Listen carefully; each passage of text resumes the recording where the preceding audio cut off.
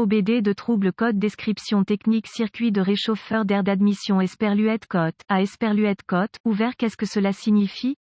Ce code de diagnostic générique (DTC) du groupe motopropulseur s'applique généralement à tous les véhicules équipés d'OBD2 qui ont un réchauffeur d'admission d'air, y compris, mais sans s'y limiter, Chevrolet GMC, Duramax, Ford Powerstroke, Honda, Nissan, Dodge, etc.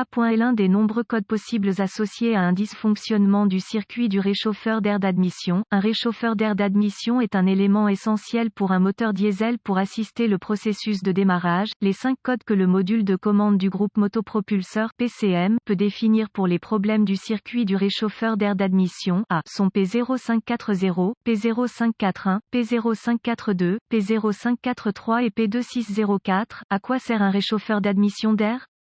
Le circuit du réchauffeur d'air d'admission est conçu pour faire fonctionner les composants qui fournissent de l'air chaud pour faciliter le démarrage et le ralenti du moteur diesel à diverses températures. Le circuit de réchauffeur d'air d'admission typique comprend un élément chauffant, des relais, un capteur de température et au moins un ventilateur. Des conduits d'air sont également nécessaires pour acheminer l'air chaud vers les connexions d'admission et électrique et le câblage contrôle le fonctionnement de ces composants. Le code d'anomalie P0543 est déclenché par le PCM lorsqu'il détecte un circuit ouvert dans le circuit Esperluette Cote. À Esperluette Cote, du réchauffeur d'air d'admission. Voici un exemple de réchauffeur d'admission d'air. Gravité et symptômes du code. La gravité de ce code est normalement modérée, mais peut être grave en fonction du dysfonctionnement spécifique. Les symptômes d'un code de diagnostic P0543 peuvent inclure: le moteur ne démarre pas plus longtemps que le temps de démarrage normal vérifié, le voyant du moteur allumé ralenti irrégulier à des températures froides, le moteur cale cause généralement. Les causes potentielles de ce code incluent: relais de l'élément chauffant défectueux, élément chauffant de détection, capteur de température défectueux, connecteur corrodé ou endommagé, conduit d'air endommagé ou restreint, câblage défectueux ou endommagé, moteur de soufflante défectueux, PCM défectueux. Un autre style de réchauffeur d'admission d'air. Quelles sont les réparations les plus courantes?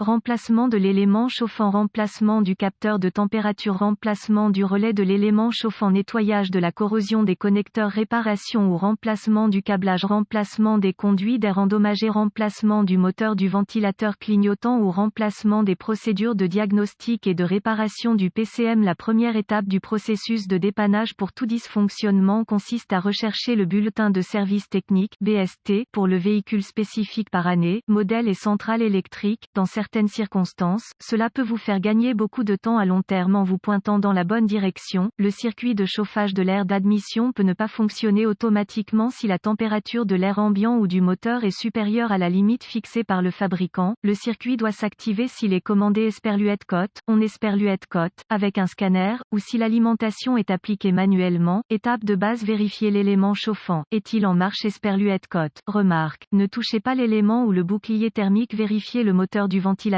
Est-il en marche Esperluette Cote? Inspectez visuellement les connexions du circuit et le câblage pour détecter les défauts évidents. Inspectez visuellement l'état de l'air conduit pour les défauts évidents. Vérifiez les connexions électriques pour la sécurité et la corrosion. Étapes avancées. Les étapes avancées deviennent très spécifiques au véhicule et nécessitent un équipement avancé approprié pour fonctionner avec précision. Ces procédures nécessitent un multimètre numérique et les références techniques spécifiques au véhicule. Les exigences de tension seront très basées sur l'année spécifique, le modèle et le moteur diesel du véhicule. Vérification spécifique. Remarque: sur les applications équipées de capteurs de débit d'air massique, le capteur de température d'air d'admission est incorporé dans le corps du capteur. Consultez les données techniques pour déterminer les broches correctes associées au capteur. Des vérifications spécifiques doivent être effectuées en utilisant les directives de dépannage pour le véhicule spécifique, en utilisant le manuel technique ou le matériel de référence en ligne.